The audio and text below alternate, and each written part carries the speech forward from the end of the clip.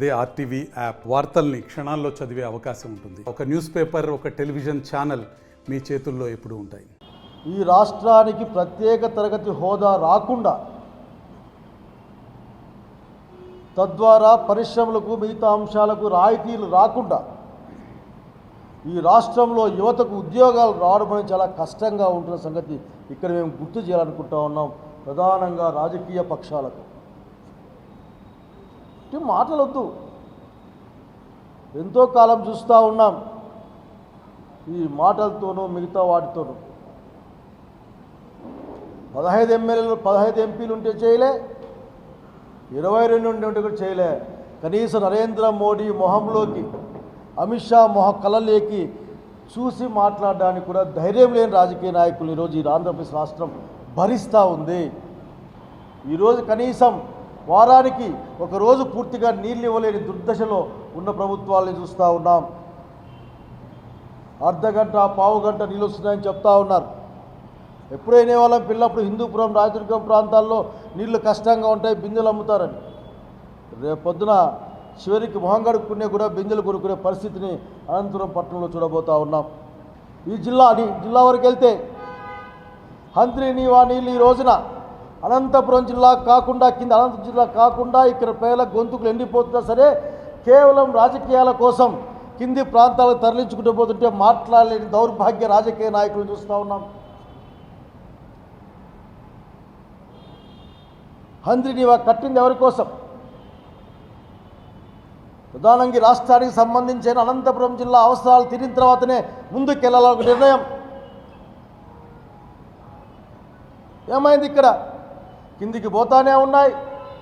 ఆ లాకులు ఎత్తేకి ముఖ్యమంత్రి గారు పోతానే ఉన్నారు. అనంతపురం జిల్లా ప్రజల యొక్క గొంతుకు మాత్రం ఎండిపోతూ ఉంది. పొలాలు బీట్లో వాడుతూ ఉన్నాయి. ఇంకా పోలవరం గురించి తక్కువ మాట్లాడుకుంటే మేలు. మాట్లాడే వాళ్ళంతా మీరు కట్లే అని తలా 5 సంవత్సరాలు పరిపాలించారు. ఆఖరికి ఈ 5 సంవత్సరాల్లో పోలవరం పూర్తి చేసినచ్చు కదా.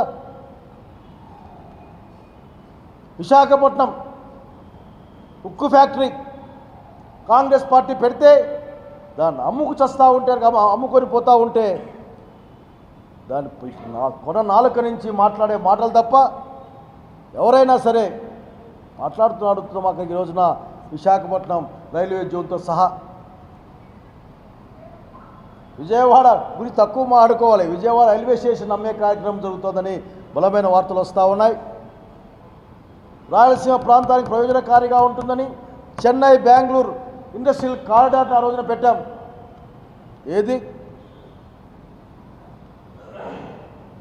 ఇసుక కొండల్ని కరిగిద్దామా, లేక భూముల్లో జెండాలు బాతుకుందామా, లేక భూముల్లో పేర్లు రాసుకునేవి, దాన్ని ఏమంటారు అవి, ఇది వీళ్ళకి సంబంధించింది అవి రాసుకుందాం అనే బాధలు తప్ప అనంతపురం జిల్లా కానీ రాష్ట్రంలో కానీ ఒరిగింది ఏముంది? ఇక్కడ నా గురించి మాట్లాడేవాళ్ళు లేడు, రాష్ట్రం గురించి మాట్లాడేవాళ్ళు లేడు.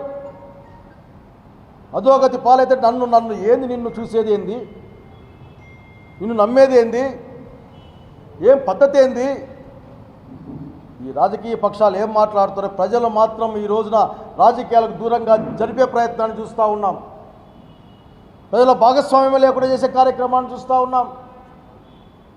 ఎందుకు ఎన్నికలు, ఎందుకు రాజకీయాల్లో మాట్లాడుకునే పరిస్థితి లేదు. ఇక్కడ అనంతపురం జిల్లాకి ఏం చేస్తామని చెప్పేవాళ్ళు లేరు. కర్నూలు కడపకి ఏం చేస్తామని చెప్పేవాళ్ళు లేరు. విశాఖపట్నానికి ఏం చేస్తామని చెప్పేవాళ్ళు లేరు.